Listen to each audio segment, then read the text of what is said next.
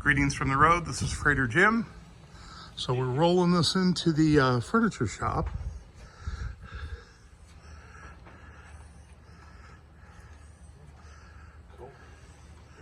Is that a Model T up there on the? It's a 31 coupe.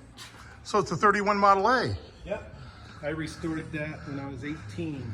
When you were 18? Yeah. I actually started on it when I was 16. Wow. So that came out from California. Yep. And then it looks like you got a VW Bug under there. Yeah. A couple buses too, but they're not here. I see you advertise on the Samba. So. Yeah, you see me on the Samba too? And we got a couple of dirt bikes. Yeah, I have a bad habit. No, you don't have a bad habit. You got a good hobby. Mm-hmm. And we've always wanted a lowrider, so we have a lowrider too. Is that a Lincoln lowrider? Yeah. So tell us about this truck.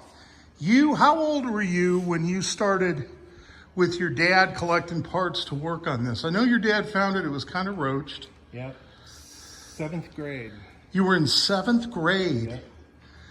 And so like he found this, he brought home the body for it, which was pretty bad. Yeah. And then you guys started collecting parts, right? Started collecting parts, started tearing them apart, and started the whole process of restoration, which took us about 3 years. So it was you and your brother that did a lot of the teardown. Yep.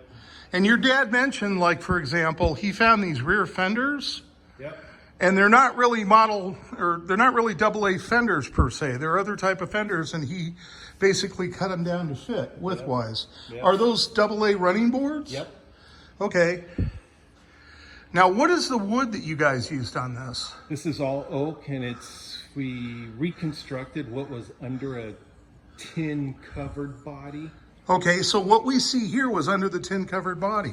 Yeah, we rebuilt it with all new, and we did that just so we could just duplicate exactly what was there. Before it was a milk truck.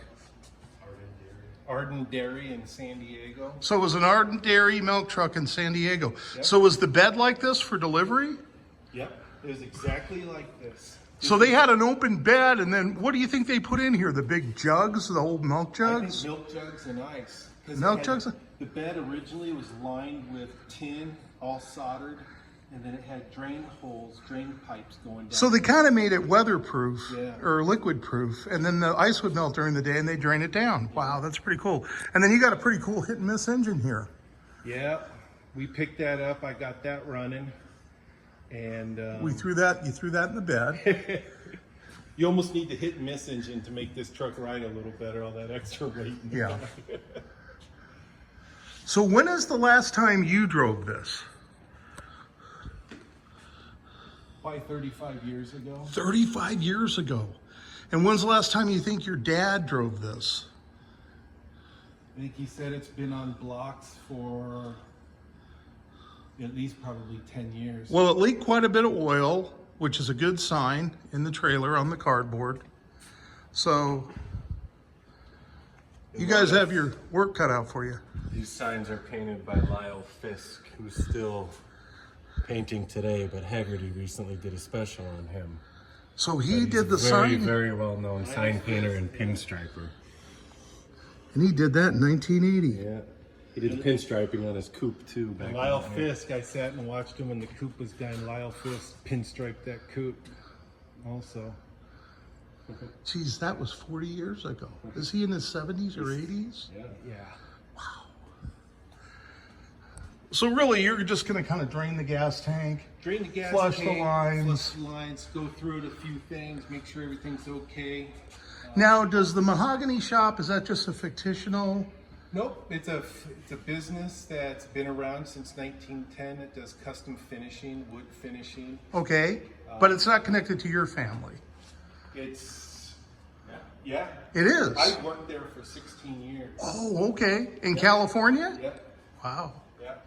Then we moved here and started the same type of business here. Now, does Wisconsin let you keep the personalized plates? Yep. Oh, that's great. All right, folks. Well, one son and one father. Now you have another son and another father, and the son just jumped in there. He's raring to go. That's it for me. I've got to go to the Volo Museum and see my friend Greg Grams and pick up a Russian military vehicle. It's a little too high for my trailer, and that'll be another adventure to figure out how we can get the tires down to get it in the trailer. So I'll be doing that tomorrow. Hope everybody had a good weekend. I sure did. It's a really nice guy. So again, this is 4th generation family furniture repair. And everybody, remember, drive safe, arrive alive. This is Freighter Jim. Catch you later.